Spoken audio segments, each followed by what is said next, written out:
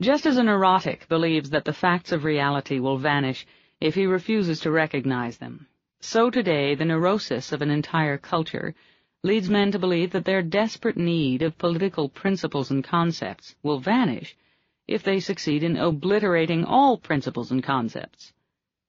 But since, in fact, neither an individual nor a nation can exist without some form of ideology, this sort of anti-ideology is now the formal, explicit, dominant ideology of our bankrupt culture.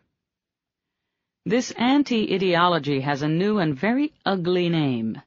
It is called government by consensus.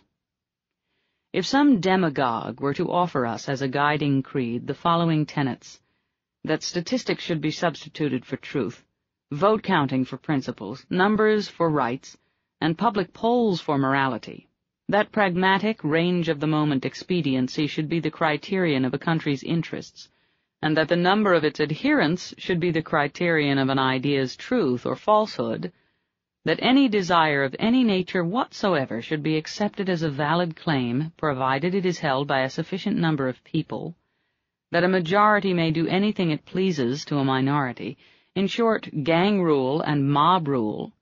If a demagogue were to offer it, he would not get very far. Yet all of it is contained in and camouflaged by the notion of government by consensus.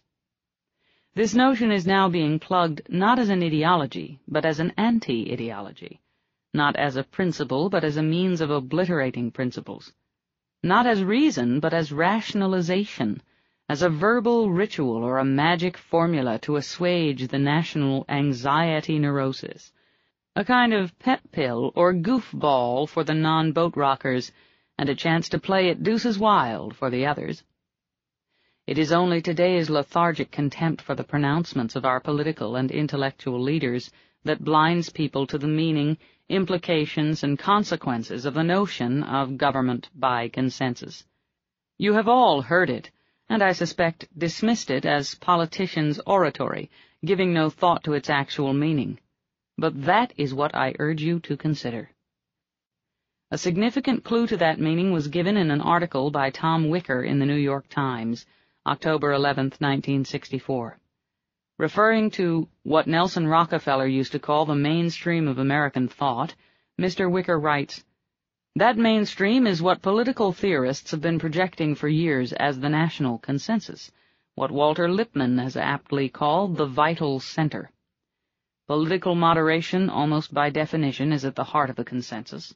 That is, the consensus generally sprawls over all acceptable political views, all ideas that are not totally repugnant to and do not directly threaten some major segment of the population. Therefore, acceptable ideas must take the views of others into account, and that is what is meant by moderation." Now let us identify what this means. The consensus generally sprawls over all acceptable political views.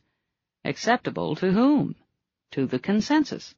And since the government is to be ruled by the consensus, this means that political views are to be divided into those which are acceptable and those which are unacceptable to the government. What would be the criterion of acceptability? Mr. Wicker supplies it. Observe that the criterion is not intellectual, not a question of whether certain views are true or false. The criterion is not moral, not a question of whether the views are right or wrong. The criterion is emotional, whether the views are or are not repugnant. To whom? To some major segment of the population. There is also the additional proviso that these views must not directly threaten that major segment. What about the minor segments of the population? Are the views that threaten them acceptable? What about the smallest segment, the individual?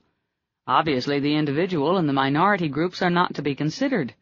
No matter how repugnant an idea may be to a man, and no matter how gravely it may threaten his life, his work, his future, he is to be ignored or sacrificed by the omnipotent consensus and its government, unless he has a gang, a sizable gang, to support him.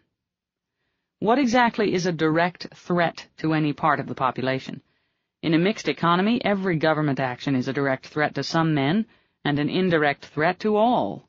Every government interference in the economy consists of giving an unearned benefit, extorted by force, to some men at the expense of others. By what criterion of justice is a consensus government to be guided?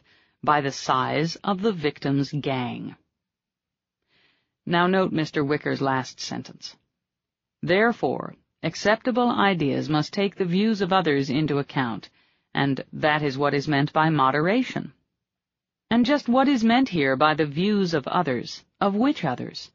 Since it is not the views of individuals nor of minorities, the only discernible meaning is that every other major segment must take into account the views of all the other major segments.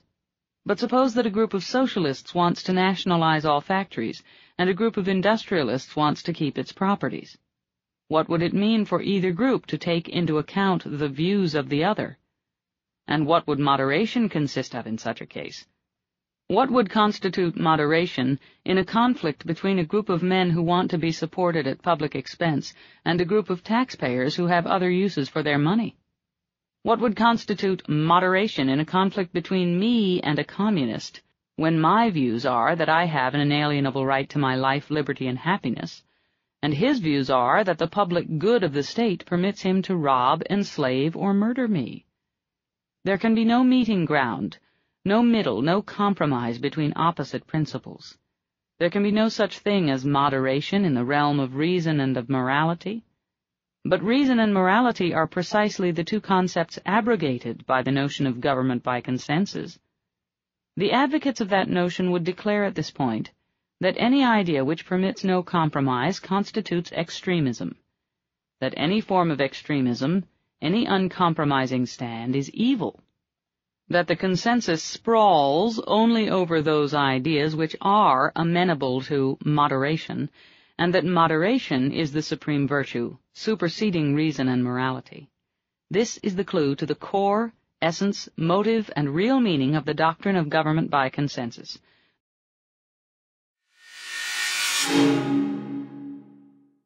Extremism in the defense of liberty is no vice.